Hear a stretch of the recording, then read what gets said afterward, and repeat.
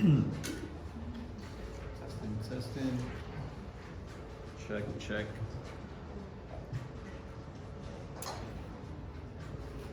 Buenos días, hermanos. Vamos a comenzar nuestra clase ya en un minuto.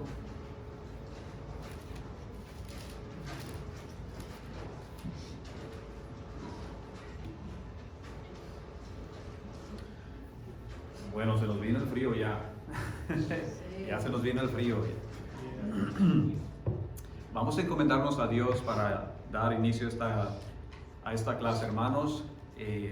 Pidamos su bendición. Padre, nos encomendamos a ti en esta mañana, suplicándote, Señor, que nos bendigas con tu presencia, que nos ayudes, oh Dios, al considerar esta maravillosa lección acerca de la obra de tu Hijo Cristo. Rogamos, Padre, que bendigas a este tiempo, que bendigas a este pueblo, que me ayudes, Señor, para exponer esta lección. Bendícenos, Padre, en el nombre de tu Hijo amado, Cristo Jesús. Amén. Amén. Bien, hermanos, continuamos con la clase de la obra del Señor Jesucristo. La clase pasada, en lo personal, fue maravilloso. Yo refresqué mi alma con esa introducción que dimos a lo que es el sistema de expiación, ¿verdad? Dimos una pequeña introducción acerca de por qué al Señor Jesucristo se le llama el Cordero de Dios, ¿verdad? Nosotros dijimos, o más bien dimos un diagrama el domingo pasado acerca de lo que incluye todo lo que es la obra del Señor Jesucristo, ¿verdad? A mí ese diagrama me sirvió bastante porque pude captar un panorama más amplio de todo lo que es la obra del Señor Jesucristo. Dijimos que la obra de Cristo no solo incluye, ¿verdad?, su muerte expiatoria. Dijimos que no solo incluye su resurrección, sino que la obra del Señor Jesucristo incluye desde la kenosis, que fue el despojamiento, ¿verdad?, de su gloria, incluye la unión hipostática. Nosotros dijimos que eso es importante para entender la expiación, ¿verdad?, porque obviamente sin un cuerpo, ¿cómo iba a morir Cristo? Entonces tuvo que tomar un cuerpo. Por eso en la obra del Señor Jesucristo, la unión hipostática es muy importante, hermanos, ¿ok? Nosotros dijimos ese punto. También dijimos que la perfecta obediencia de Cristo es importante en la obra, en su obra, ¿ok? ¿Por qué? Porque Él vino a cumplir la ley, esa ley que nosotros nunca podíamos cumplir, siempre quedaba el hombre corto, ¿verdad? Entonces, al quedar el hombre corto en ese cumplimiento de la ley, obviamente, ¿verdad?, que ahí hay una necesidad. Así es que nosotros dijimos que la perfecta obediencia de Cristo es importante al considerar toda su obra. Perdón. Y nosotros llegamos entonces a la muerte expiatoria. Y nosotros dimos un pequeño adelanto o una introducción acerca de esta muerte expiatoria, y nosotros mencionamos que Juan le dice al Señor Jesucristo, al ver lo que está viniendo: he aquí el Cordero de Dios que quita el pecado del mundo. ¿Ok? Entonces nosotros vamos a continuar con eso, hermanos.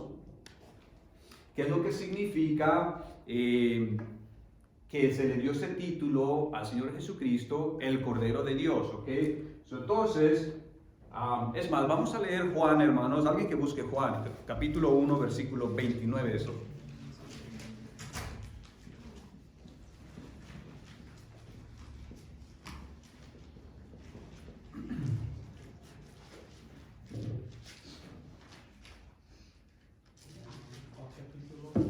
Juan capítulo 1, es el versículo 29, si no mal. Al día siguiente Juan vio a Jesús que venía hacia él y dijo: he aquí el Cordero de Dios que quita el pecado del mundo.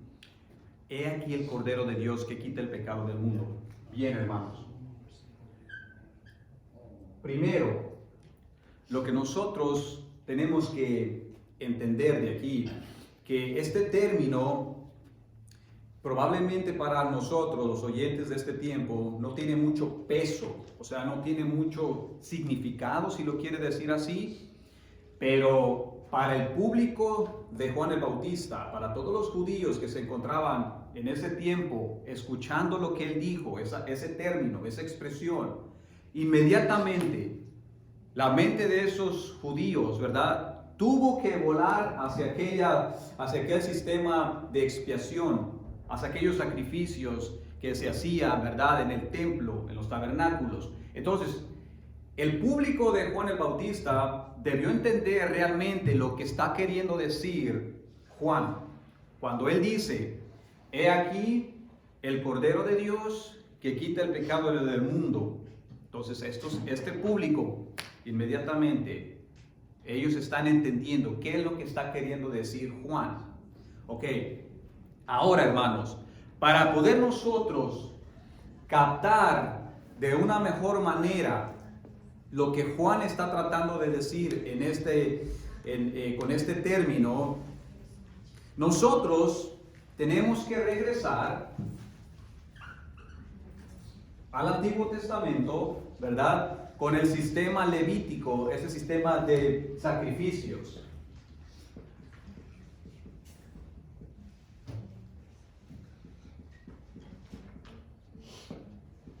¿Ok? Cuando nosotros regresamos hacia el Antiguo Testamento, especialmente en el libro de Levítico, ahí nosotros vamos a poder tener una mejor comprensión de lo que está tratando de decir Juan el Bautista. ¿Ok?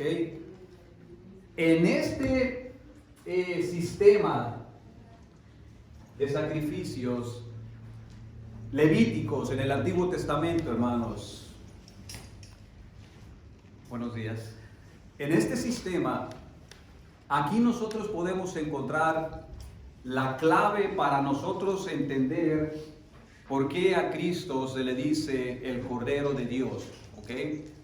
Una persona que no está familiarizada con este sistema de sacrificios levíticos, se le va a ser difícil entender, ¿verdad?, este término del Cordero de Dios. Entonces necesitamos volver acá al Antiguo Testamento y ver qué es lo que está sucediendo con este sistema de sacrificios en el libro de Levíticos. ¿Ok? Bien. Ahora, hermanos, es importante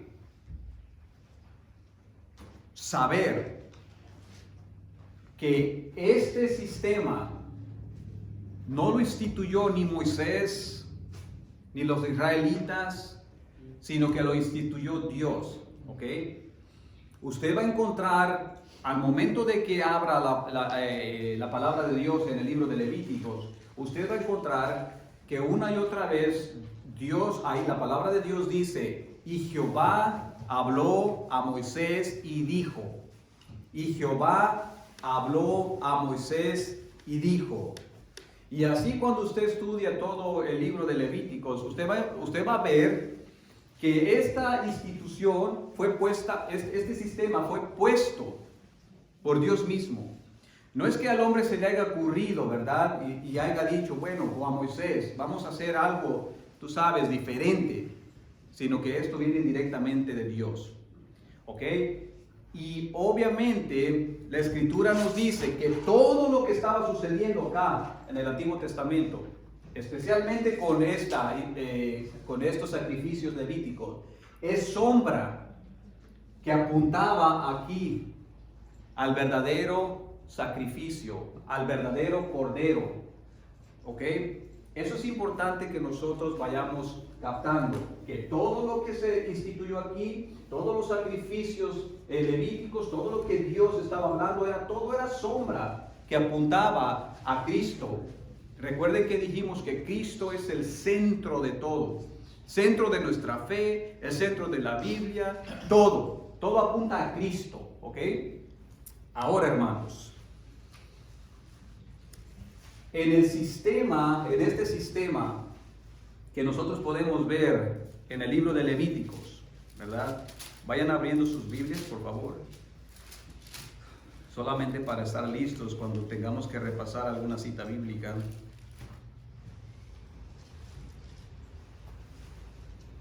En este sistema, hermanos, nosotros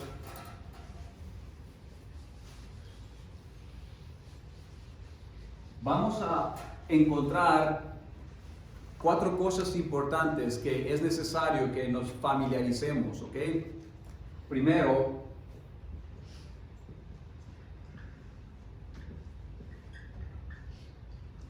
el tabernáculo, ¿ok? El tabernáculo.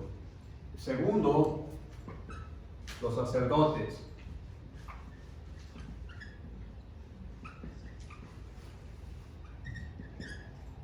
Tercero, el cordero o los corderos o los animales que se sacrificaban.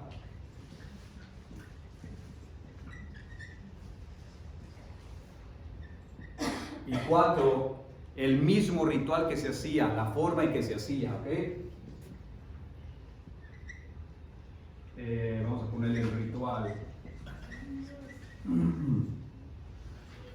Necesitamos estar familiarizados con estas 4 cosas, por lo menos, para que nosotros, cuando vayamos nuevamente a ver el sacrificio de Cristo, usted va a poder entender todas estas cosas.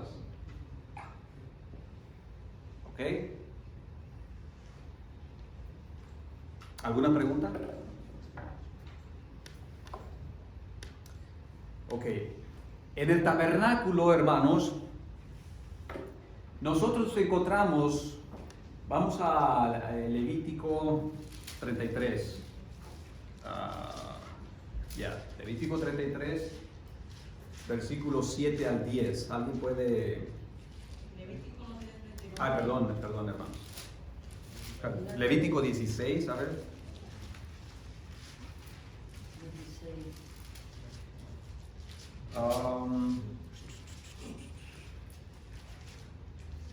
El día de la expiación, el 9 es ese. Sí, es el día de la expiación, mi hermana. Estoy tratando de buscarles. En el 9 es de los sacrificios. No, en el tabernáculo. ¿Quién puede encontrarlo? La institución del tabernáculo. Después para los machos cabríos. Sí, eso es después. Ese no es el tabernáculo.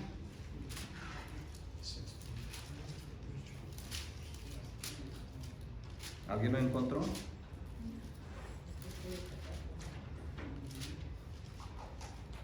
En la institución del tabernáculo. 16. Sí, hay un pasaje, perdónenme hermanos que se me pasó ponerlo. Hay un pasaje bíblico que está hablando acerca de la institución del tabernáculo.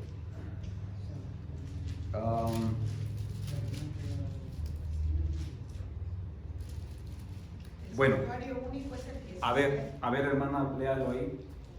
Dice, habló Jehová a Moisés diciendo, habla a Aarón y a sus hijos y todos sus hijos y todos los hijos de Israel y diles, esto es lo que ha mandado Jehová. Cualquier varón de la casa de Israel que degollare buey o cordero o cabra en el campo, en el campamento o fuera de él, no lo traje. Yo creo que este no es, hermano. No, estoy buscando el del tabernáculo. Bueno, en lo que lo encuentra, hermanos, ok, Dios manda a Moisés que construya un tabernáculo, ok. En el tabernáculo, lo que el tabernáculo representaba era la presencia de Dios, ok. El pueblo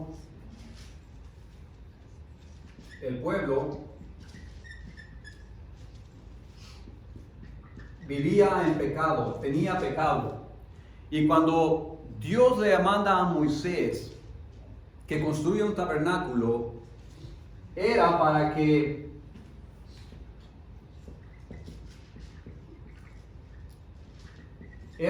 la presencia de Dios mismo habitara con su pueblo, ¿ok? Ahora, esto representaba, hermanos, la misericordia de Dios, la bondad de Dios, la bendición de Dios, la protección de Dios. Pero aquí tenía un significado profundo de que el tabernáculo, ¿sí lo encontraron, hermanos, o no?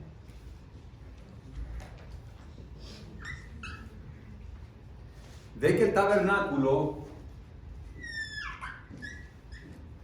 solamente podía entrar el sacerdote, los sacerdotes y el sumo sacerdote a este lugar. Ningún israelita podía entrar a este lugar. ¿Por qué? Porque esto representaba, hermanos, la santidad de Dios. Cuando Dios venía y en forma de una nube y se ponía en el tabernáculo, ¿verdad? La presencia de Dios, eso significaba que ese lugar era santo. ¿Sí, hermana? Es Éxodo 26. Ay, a ver, ok. ¿Alguien lo puede leer? Éxodo 26. Harás el tabernáculo de 10 cortinas de lino torcido, azul, púrpura y carmesí, y lo harás con querubines de obra primorosa. La longitud de una cortina de 28 codos y la anchura de las mismas cortinas de 4 codos. Todas las cortinas tendrán una misma medida. Ok, entonces vemos que Dios manda a Moisés, gracias hermana, manda a Moisés que construya el tabernáculo y le da las medidas y le da el diseño y le dice la forma de que debe construir este tabernáculo. El tabernáculo, como les dije, representaba la presencia de Dios, ¿ok? Y estaba dividido, hermanos, solamente rápidamente para poder captar algo que yo les quiero mostrar. Estaba dividido, por ejemplo, esta era la cortina, ¿ok? Que separaba el lugar santísimo, ¿ok? Y este era el lugar santo, ¿ok? El lugar santo. Y acá afuera estaba lo que se le llama el atrio, o podemos decir el patio, ¿verdad? Donde se quemaba el holocausto y donde se lavaban las manos los sacerdotes antes de entrar. Pero no quiero ir profundizando mucho, tengo algo que decirles ahí, hermanos. Ok, esta cortina era la que separaba el lugar santísimo del lugar santo, ¿ok? Aquí, hermanos, estaba el arca del pacto, ¿ok? Estaba el propiciatorio. El propiciatorio es importante que sepamos que estaba aquí porque hay algo que después nos va a servir. Conocer que el propiciatorio y el arca del pacto estaban en el lugar santísimo nos va a servir mucho para después, cuando veamos la obra de Cristo, podamos entender la importancia de esto, ¿ok? Ahora, hermanos, cuando el tabernáculo, que representa la presencia de Dios, que representa donde los sacerdotes y Dios se encontraban, ¿ok? Estaba afuera de lo que es el pueblo, ¿ok? Entonces, cada vez que el pueblo tenía que confesar sus pecados y tenía que hacer un sacrificio, entonces enviaban a Aarón o enviaban al sacerdote, y el sacerdote venía, ¿verdad? Y intercedía por el pueblo. Ahora mismo les voy a decir lo que hacía esto. Pero lo que les quiero decir, hermanos, es que el tabernáculo de Dios representa su santidad, representa su presencia, representa también su amor, porque Dios no dejó solo a este pueblo a la deriva, ¿verdad? Que se les arreglara como sea. Aunque era un pueblo pecador, todavía Dios estaba ayudando a este pueblo, ¿ok?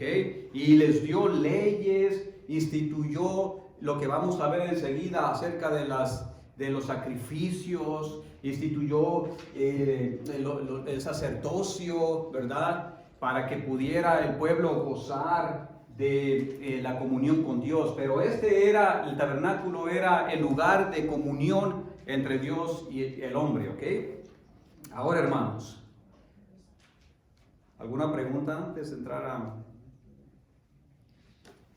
Ahora, regresando a los sacerdotes, y eso es importante también que conozcamos, los sacerdotes. Nosotros vamos a ver que Dios también instituye los sacerdotes, ¿ok? Y que, es más, vamos a ver en Levítico 16, por favor, 4, capítulo 16, versículo. Comience leyendo del 1 hasta el 8, a ver, alguien que lo busque, hermanos. ¿Qué dijo, hermano? Levítico 16, versículo 1 hasta el 8, a ver, vamos. Habló Jehová a Moisés después de la muerte de los dos hijos de Aarón, cuando se acercaban delante de Jehová y murieron. Y Jehová dijo a Moisés: di a Aarón, tu hermano, que no en todo tiempo entre en el santuario detrás del velo, delante del propiciatorio que está sobre el arca, para que no muera, porque yo amaneceré en la nube sobre el propiciatorio. ¿Más? Con esto estará Aarón en el santuario, con un becerro para expiación y un carnero para el holocausto. Se vestirá de la túnica santa de lino y sobre su cuerpo tendrá calzoncillos de lino. Y se ceñirá el cinto de lino y con la mitra de lino se cubrirá. Son los santos vestiduras con las que ha de vestir después de lavar su cuerpo con agua. Bien, hasta ahí. Hermanos, buenos días. Pásenle, por favor. Ok, lo que estamos viendo aquí, mis queridos hermanos, es que Dios también está instituyendo, ¿verdad? No solamente los sacerdotes, sino que está también hablando y diciendo la forma en que estos sacerdotes iban a estar vestidos, ¿ok? La ropa que iban a vestir, lo que deberían de hacer antes de acercarse a su presencia. ¿Qué nos enseña esto, hermanos? Primero, que ya les dije que el tabernáculo representaba la presencia de Dios, representaba la santidad de Dios. Dios está haciendo algo aquí para advertir al pueblo, ¿ok? De que no puede una persona pecadora acercarse a la ligera a su presencia, ¿ok? Estaba aquí enseñando Dios que hay una distancia entre Él y el pueblo. Además, el pecado no puede habitar en su presencia. Lo que está haciendo Dios aquí es, en su misericordia y en su amor y en tratar de tener esa comunión con los hombres, les da una manera de acercarse a Él, ¿ok? Ahora, ¿ustedes recuerdan qué les pasó a los hijos de Aarón cuando se acercaron a la ligera? ¿Recuerdan qué pasó? Los mató. Exacto. ¿Saben por qué? Porque a pesar de que Dios ya les había dicho, ¿verdad?, que Él es santo, santo, santo, que no se podían acercar a la ligera a la presencia, lo que hicieron los hijos de Aarón es que entraron en una confianza. Y eso es lo que pasa cuando la persona, nosotros entendemos la santidad de Dios, ¿verdad? Sabemos que Dios es tres veces santo. Pero ¿qué pasa? Comienza uno a familiarizarse, ¿verdad? Comienza uno a, pues si no, tú sabes, no es tan malo. ¿Y qué pasa? Comenzamos entonces a jugar con el pecado, a entrar a la ligera con las cosas de Dios. Eso es lo que pasó con los hijos de Aarón. Comenzaron a ver la presencia de Dios ya no tan santa. Y entraron a la ligera. Y ofrecieron fuego extraño, dice la palabra de Dios. Hermanos, esto debe ser una advertencia para nosotros también. de que nosotros adoramos un Dios santo, santo, santo, que no podemos también entrar a la ligera y andar coqueteando con cosas de pecado y tratar de decir, oh, yo vengo a adorar a Dios así.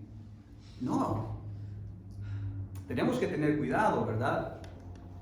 Entonces, Dios da reglas, instituye el sacerdocio, instituye la manera de que se deben de acercar, ¿verdad?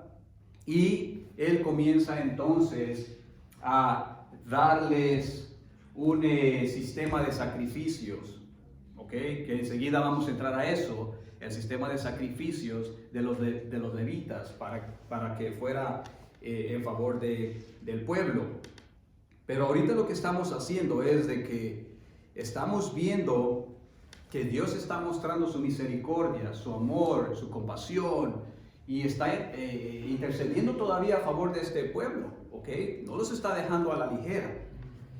Este sistema de sacrificios, hermanos, ¿qué fue lo que dijimos el domingo pasado? ¿Qué es lo que estaba apuntando o recordando a los israelitas todo este sistema de sacrificios? ¿Alguien se recuerda?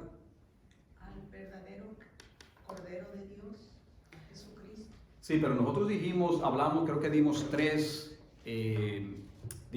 cosas que le estaban recordando con este sistema de sacrificios, con sangre y la matanza de los corderos. Era la sombra de lo que iba a venir en el futuro, es una sombra de lo que vendría. Sí, sí. Creo que lo primero, alguien anotó, lo primero que dijimos es que este sistema de sacrificios y sangre y muerte, porque recuerden que los israelitas hacían sacrificios individuales por sus pecados individuales, día y noche, mañana y noche, ¿verdad? O sea que era una constante matazón ahí. ¿Por qué? Pero también había una celebración que se le llamaba el Día de la Expiación, que ese era una vez al año, el Yom Kippur.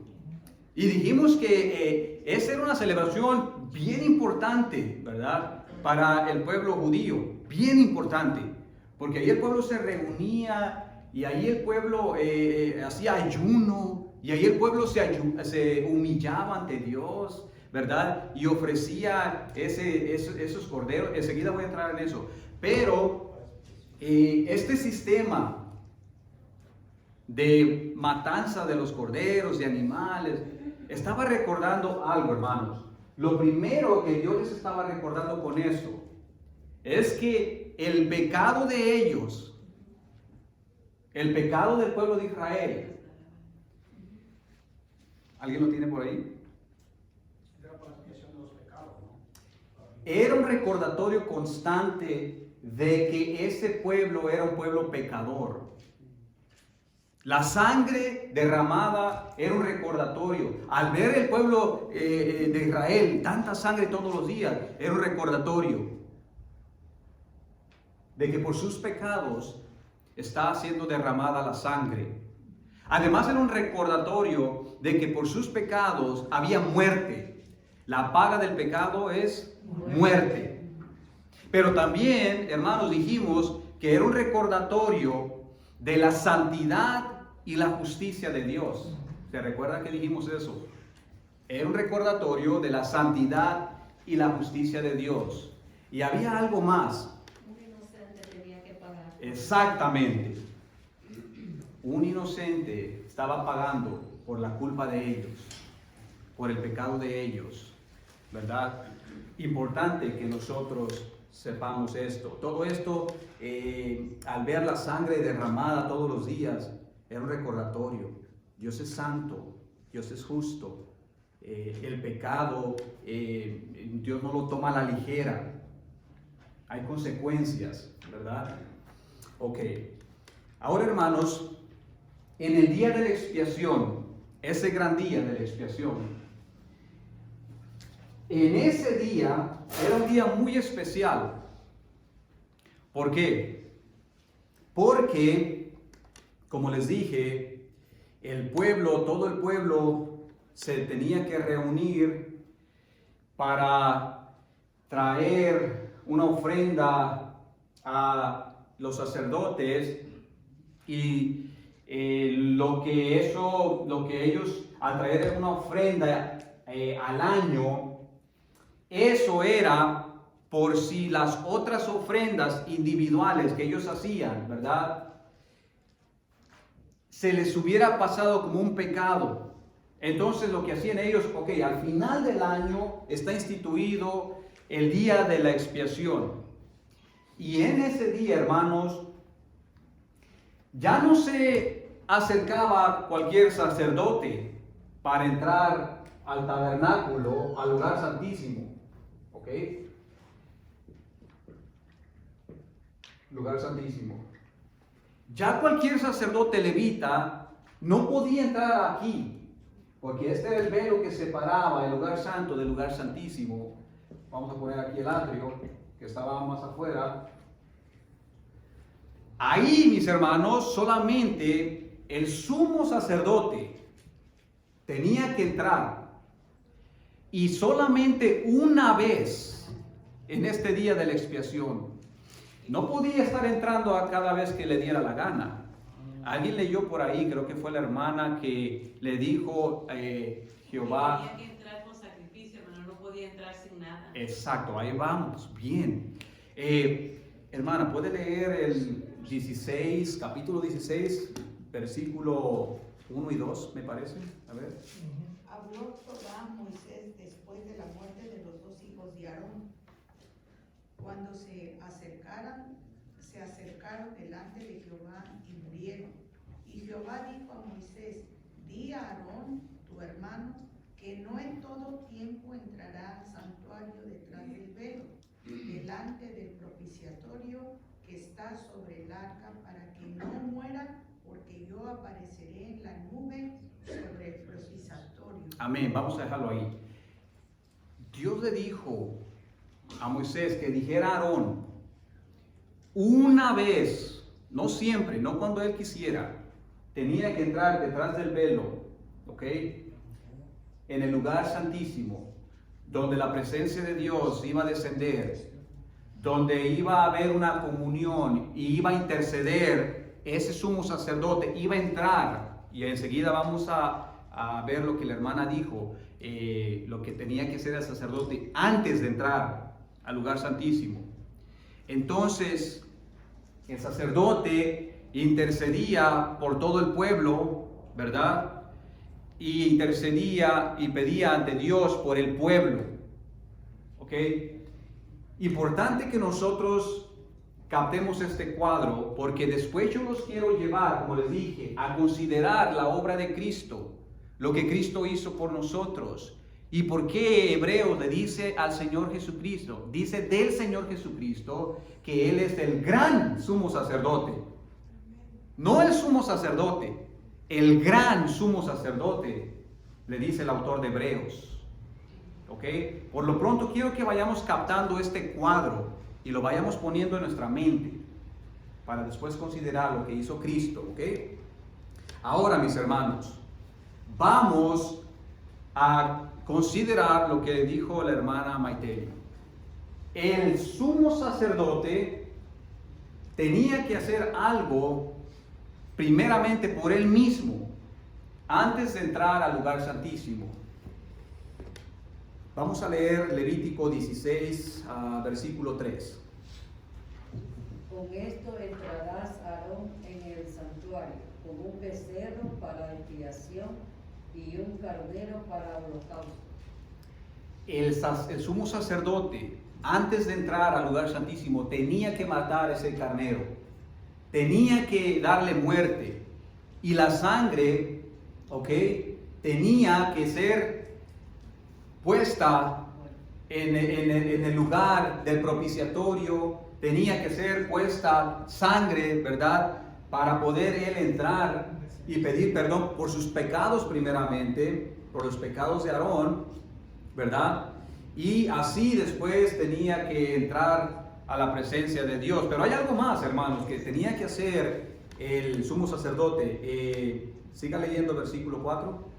Se vestirá la túnica santa de lino, y sobre su carne tendrá calzoncillos de lino, y se ceñirá el cinto de lino, y con la mitra de lino se cubrirá.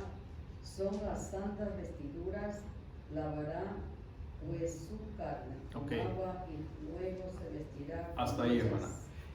Hermanos, también el sumo sacerdote tenía que usar una vestidura apropiada solamente para ese día. Iba a entrar al lugar santísimo. No tenía que traer cualquier ropa, cualquiera.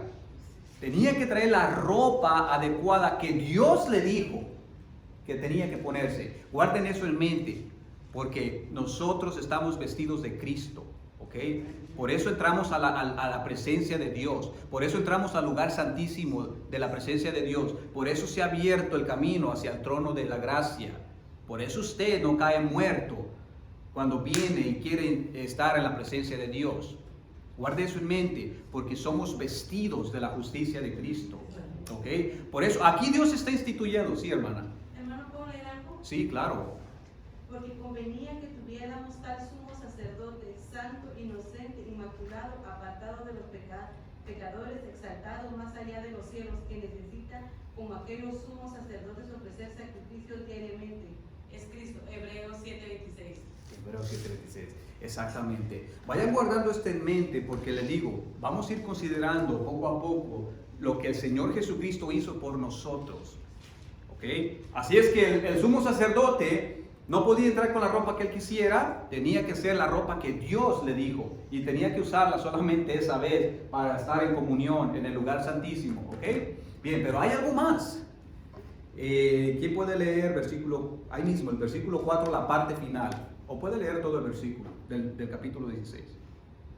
Se vestirá la túnica santa de lino, y los pantalones de lino estarán sobre su cuerpo. Se ceñirá el cinturón de lino y pondrá el turbante de lino sobre su cabeza. Estas son las vestiduras sagradas. Se vestirá con ellas después de lavar su cuerpo con agua. El sumo sacerdote tenía también que lavar su cuerpo. Tenía que lavarse. ¿Qué es lo que dice la palabra de Dios? Que somos lavados ¿con qué? Con la sangre del Cordero. Somos lavados con la sangre de Cristo. Todo eso, por eso dice la Escritura que esto es sombra de lo que iba a venir. ¿Ok? Nosotros nos acercamos a Dios lavados. Ya no con agua como este sumo sacerdote, pero con la sangre de Cristo. Y venimos ante la presencia de Él, ante el trono de la gracia. ¿Ok? Guarde eso en mente. Pero hay algo más.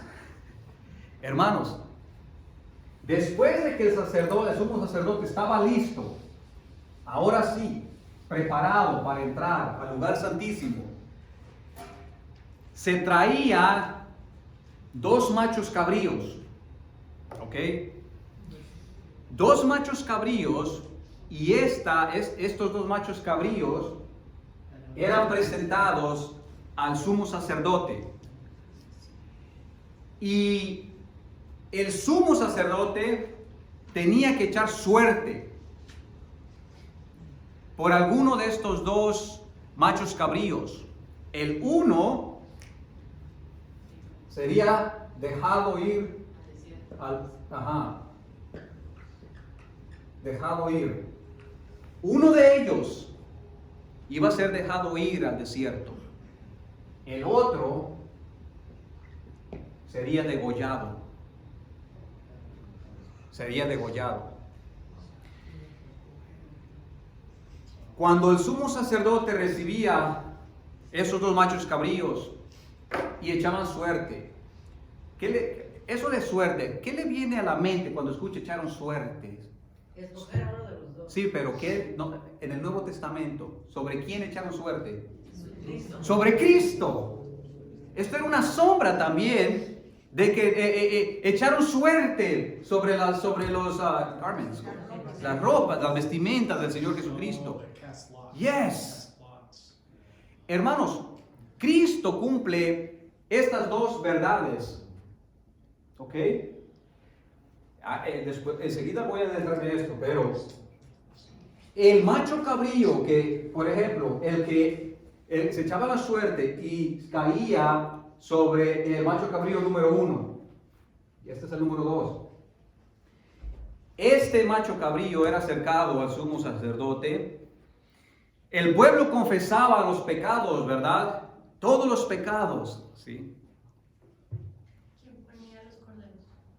O los acercaba los otros sacerdotes, porque ¿Eran dados por el pueblo? Sí, La sí. congregación dice ahí, hermano. eran escogidos por la congregación, pero enseguida cuando hablemos de estos más profundamente, tenía que ser uno especial, No, el Que 5, no tenga hermano. nada. sin nada de defectos, Ahí dice. sin nada de defectos. Tenía que ser puro, limpio, sin defecto.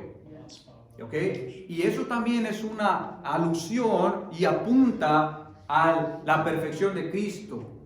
Que Cristo no tiene mancha, no tiene pecado, no tiene defecto. ¿Sí? El 5 dice la respuesta de la hermana y de la congregación, dice ahí, o sea, del pueblo, traían los dos animales.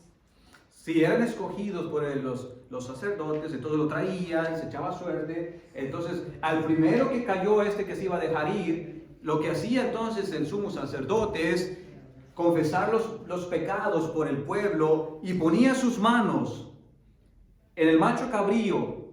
Y eso era un símbolo de que todos los pecados del pueblo estaban siendo transferidos a este macho cabrío. Estaban siendo transferidos. Guarde eso en su mente también. Hay mucho que tiene que guardar en su mente. Pero después, cuando era transferido simbólicamente todo el pecado a ese macho cabrío, era dejado ir al desierto, que se fuera lejos del campamento. Y eso nos dice a nosotros lo que habla el salmista, que Dios alejó de nosotros nuestros pecados. Creo que dice que desde como el oriente está del occidente. Entonces, sí, hermana. También nuestro Señor Jesucristo padeció, fue sacrificado afuera de Israel, hermano. Es por eso el representante del macho cabrío que es sacado. Exactamente, sí. Todo eso, por eso todo esto es una sombra de lo que le iba a pasar con el Señor Jesucristo. Apuntaba a Cristo. Después, este macho cabrío que iba a ser degollado, hermanos, se traía al sacerdote, al sumo sacerdote, y era degollado, y la sangre era derramada, y con eso el sumo sacerdote entraba nuevamente al lugar santísimo, y con sus dedos comenzaba a él a salpicar la sangre. Eso es la expiación. La expiación, hermanos, quiere decir el removimiento del pecado, ¿ok? Quiere decir perdonar, quiere decir reconciliar. Guarde también eso en su mente.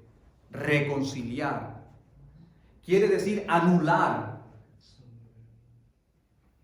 Por eso la expiación es importante cuando estudiamos la obra de Cristo. Hermanos,